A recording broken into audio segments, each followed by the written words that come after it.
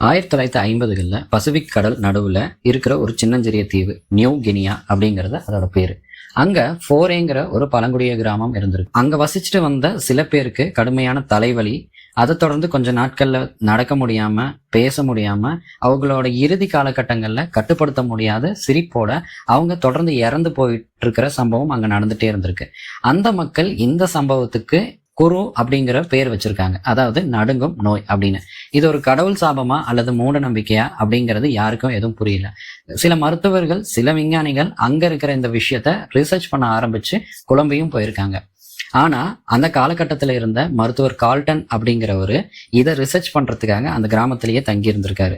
அவர் தங்கியிருந்த சில நாட்களுக்குள்ள அங்க ஆய்வு செஞ்சுட்டு இருக்கும்போது ஒரு அதிர்ச்சிகரமான சடங்கை அவர் பாக்குறாரு. அந்த மக்கள் என்ன பண்றாங்கன்னா, அன்பின் மிகுதியால இறந்த தங்களோட உறவினர்களோட உடல்களை, குறிப்பா இறந்தவங்களோட மூளைய சமைச்சு சாப்பிடுற ஒரு சடங்கை ரொம்ப வருஷமா செஞ்சுட்டு வந்துட்டு இருக்காங்க. ஒரு துக்கம் அனுசரிக்கிற வழிமுறை அப்படிங்கிறது தான் அவங்களோட நம்பிக்கை.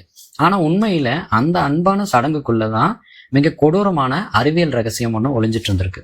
எப்படி ஒரு அன்பான சடங்கு ஒரு கொடூரமான நோயா மாற முடியும்? அதுக்கான காரணம் என்னன்னா, இந்த இறந்தவர்களோட உடலையும் மூளையும் அவங்க சாப்பிடும்போது இறந்தவர்களோட மூளையில இருந்த ஒரு விஷயம், அதுதான் பிரயான் புரோட்டீன் அப்படின்றாங்க. பிரயான்கள்னா என்னன்னா, இது ஒரு வைரஸ் மாதிரியோ பாக்டீரியா மாதிரியோ இல்லை.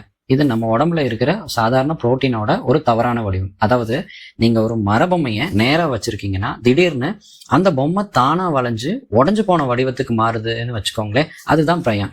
இந்த தவறான பிரயான் புரோட்டீனை அந்த மக்கள் சாப்பிட்ட போதுதான் இந்த பிரச்சனை ஆரம்பிச்சிருக்கு. அந்த பிரயான் அவங்க மூளைக்குள்ள போய் அங்க இருக்கிற நல்ல புரோட்டீன்களையும் தன்னை போலவே வளைஞ்சு தவறான வடிவத்துக்கு மாற்ற ஆரம்பிச்சிருக்கு. இது ஒரு செயின் ரியாக்ஷன் மாதிரி நடந்துட்டே இருந்திருக்கு. இதோட விளைவு மூளையில இருக்கிற செல்கள் எல்லாம் மெதுவா சாக ஆரம்பிச்சதுதான்.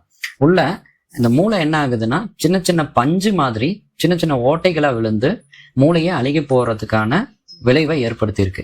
இப்படிதான் உலகத்திலேயே மோசமான, குணப்படுத்தவே முடியாத குறுநோய் அந்த கிராமத்துல பரவிட்டு இருந்திருக்கு அவங்களுக்கு தெரியாமலே. இதோட விளைவு எப்படி இருக்குன்னா, இந்த நோய் அறிகுறிகளை வெளிப்படுத்துறதுக்கு 5 ஆண்டுல இருந்து 50 ஆண்டுகள் வரைக்கும் டைம் எடுத்துக்குது. இப்போ உதாரணத்துக்கு, நீங்க சின்ன வயசுல இறந்து போறவங்களோட மூளையில இருந்து ஒரு சின்ன பீஸ் எடுத்து சாப்பிட்டு இருந்தீங்க அப்படின்னா, முதுமை காலத்துல அந்த சின்ன பீஸ் தான் உங்களை கொல்றதுக்கான காரணமாவே இருந்திருக்கும். சடலங்களை ஒன்றும் பழக்கம் உடனடியா அவர் மூலியமா அந்த இடத்துல தடுக்கப்பட்டது. அதுக்கப்புறம் இந்த நோய் அழிஞ்சிட்டதா சொல்றாங்க. விஞ்ஞானி கார்டனுக்கு இந்த கண்டுபிடிப்புக்காக நோபல் பரிசு கொடுத்திருக்காங்க.